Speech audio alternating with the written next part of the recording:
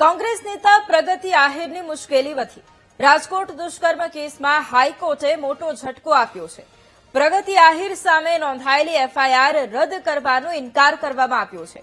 પીડિતાની ઓળખ છતી કરવા બદલ હાઈકોર્ટનો આદેશ છે। જસદણમાં 6 વર્ષની બાળકી સાથે સામૂહિક દુષ્કર્મની ઘટના ઘટી હતી। કોંગ્રેસ નેતા પ્રગતિ આહિરે પીડિતા પરિવારની મુલાકાત લીધી હતી।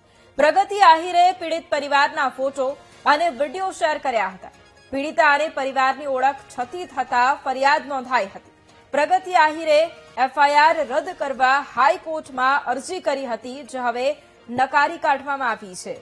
અને આજ મુદ્દે સંવાદદાતા ભાવેશ ફોન લાઈન પર છે। ભાવેશ, રાજકોટ દુષ્કર્મ કેસમાં હાઈકોર્ટે એક મોટો ઝટકો આપ્યો છે કોંગ્રેસ નેતા પ્રગતિ આહિરને, શું આખો મામલો? ચોક્કસથી વૈભવી, રાજકોટમાં થોડા દિવસો પહેલા જ જસદણ આટકોટ વિસ્તારમાં એક 6 વર્ષની બાળકી સાથે દુષ્કર્મની ઘટના બની હતી। તેની સાથે જાતીય સતામણીની જે આ ઘટના બની હતી ને તેને જ લઈને ક્યાંક ને ક્યાંક આટકોટ પોલીસ મથકમાં ફરિયાદ છે તે નોંધાઈ હતી।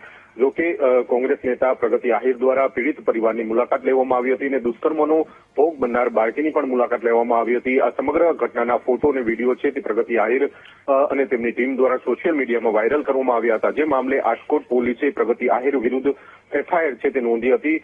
જોકે આ એફઆઈઆર રદ કરવા માટે પ્રગતિ આહિર દ્વારા હાઈકોર્ટમાં અરજી કરવામાં આવી હતી, જેની સુનાવણી થઈ હતી અને હાઈકોર્ટ દ્વારા ક્યાંક ને ક્યાંક પ્રગતિ આહિરને ઝટકો આપવામાં આવ્યો છે। એટલે કે આ એફઆઈઆર રદ કરવાનો ઇનકાર છે તે હાઈકોર્ટ દ્વારા કરવામાં આવ્યો છે, કારણ કે જે પ્રકારે દુષ્કર્મ પીડિત બાળકી અને તેના પરિવારજનોની ઓળખ છતી થાય તે પ્રકારના સોશિયલ મીડિયામાં વિડીયો અને ફોટો વાયરલ ક્યાંક થયા હતા અને તેને જ લઈને આટકોટ પોલીસ દ્વારા આ મામલે ફરિયાદ છે તે નોંધવામાં આવી હતી અને જેને જ લઈને હાઈકોર્ટ દ્વારા હવે આ મામલે જે કહી શકાય છે કે પ્રગતિ આહિરને ઝટકો આપવામાં આવ્યો છે, એટલે કે એફઆઈઆર યથાવત રાખવામાં આવી છે। આગામી દિવસોમાં આ મામલે હવે જે પોલીસ દ્વારા કાર્યવાહી છે તે કરવામાં આવશે।